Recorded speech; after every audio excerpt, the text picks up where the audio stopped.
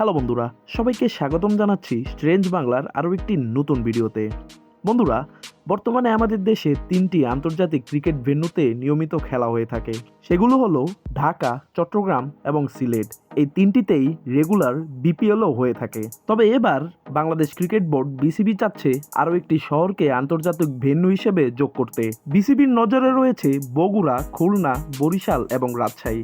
তবে এই 4টা ভেন্যুর ভিতরে সবচেয়ে এগিয়ে আছে বরিশাল এবং রাজশাহী স্টেডিয়াম। বন্ধুরা, আমাদের আজকের ভিডিওতে আমরা আলোচনা করব বরিশাল অথবা রাজশাহী এই দুইটা স্টেডিয়ামের ভিতরে বিসিবি আসলে কোনটি চয়েস করতে পারে।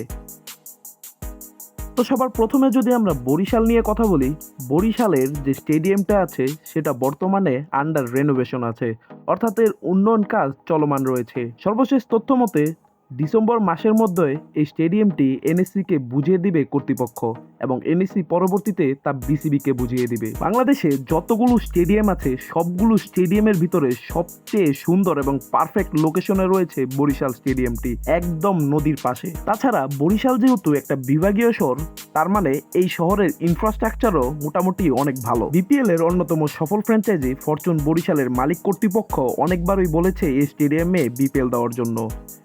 যেহেতু স্টেডিয়ামটি এখনো প্রস্তুত না, তবে আমি মনে করি এই স্টেডিয়ামটিকে বাংলাদেশের পরবর্তী আন্তর্জাতিক ভেন্যু হিসেবে বিবেচনায় রাখা উচিত।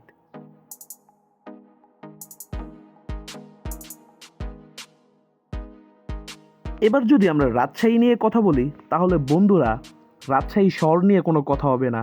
রাজশাহী আন্তর্জাতিক ভেন্যু হওয়ার জন্য একদম পারফেক্ট দাবিদার। তবে আমরা যদি রাজশাহী স্টেডিয়ামের কন্ডিশনের দিকে তাকাই, তাহলে আমরা দেখতে পাবো এই স্টেডিয়ামের অনেক বড় ধরনের একটা রেনোভেশন বা উন্নয়ন কাজ প্রয়োজন। আপনারা যদি রাজশাহী স্টেডিয়ামের দিকে তাকান, আপনারা দেখতে পারবেন গ্যালারিতে কোনো সিট নেই। এই দিকে গ্যালারিতে সিট লাগবে, প্রেস বক্স থেকে শুরু করে সবকিছুর আধুনিকায়ন লাগবে। তাছাড়া কয়েকদিন আগে রাজশাহীতে এনসিএল দেওয়া হয়েছিল, তবে ফিল্ডের বাজে অবস্থার জন্য এনসিএল পরবর্তীতে রাজশাহী থেকে সরিয়ে সিলেটে নেওয়া হয়েছিল। এই জায়গা দিয়ে বরিশাল স্টেডিয়াম অনেক এগিয়ে আছে। বরিশাল স্টেডিয়ামের পুরো গ্যালারিতে চেয়ার বসে গেছে, লাইটিং এর কাজ চলছে, এমনকি ফিল্ডের আধুনিকায়নেরও কাজ চলছে। আমরা যদি স্টেডিয়ামের অগ্রগতির দিকে তাকাই, তাহলে আমরা এই দিক দিয়ে বলতে পারি যে বরিশালে আগে আন্তর্জাতিক খেলা হওয়ার সম্ভাবনাটা বেশি। আর বাকিটা আপনারা বলেন, আপনারা কি মনে করছেন কোন স্টেডিয়ামে খেলা হলে ভালো হবে।